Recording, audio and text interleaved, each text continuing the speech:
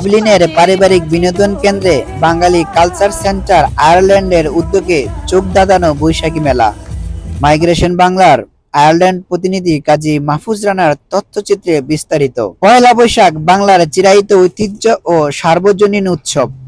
বাঙালির লোকসংস্কৃতির সাথে বাংলা নববর্ষ ওতপ্রোতভাবে জড়িত।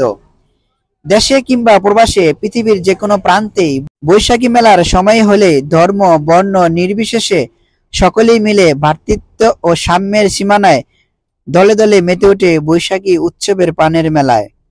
প্রবাস জীবনের সকল কর্মব্যস্ততার পরে ছেলে মেয়ে ও পরিবার সহ ডাবলিনের পারিবারিক বিনোদন কেন্দ্রে বাঙালি কালচার সেন্টার আয়ারল্যান্ডের উদ্যোগে বৈশাখী মেলার এবার চোখ ধাঁধানো সুন্দর অনুষ্ঠান উপহার পেয়ে আনন্দিত দর্শক ও অতিথিবৃন্দ। নাচ গান কবিতা কৌতুক সহ নানা রকমের বিনোদনের পাশাপাশি শিশুদের জন্য ছিল বৈশাখী ফেস পেন্টিং। আয়ারল্যান্ডের বাংলাদেশি কমিউনিটির রাজনৈতিক অরাজনৈতিক সকল বিশিষ্টজন পরিবার পরিজন নিয়ে শত শত প্রবাসী বাংলাদেশির সমাগম অনুষ্ঠানটি ছিল লোকের অকারণ্য।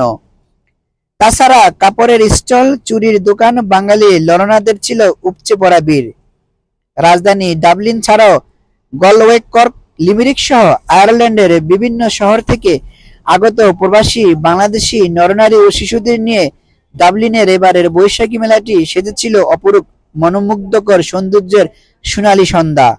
আর দর্শকদের চোখ ছিল আনন্দ ও তৃপ্তির হাসি। সবশেষে রেফেল ড্রতে ছিল আকর্ষণীয় পুরস্কার।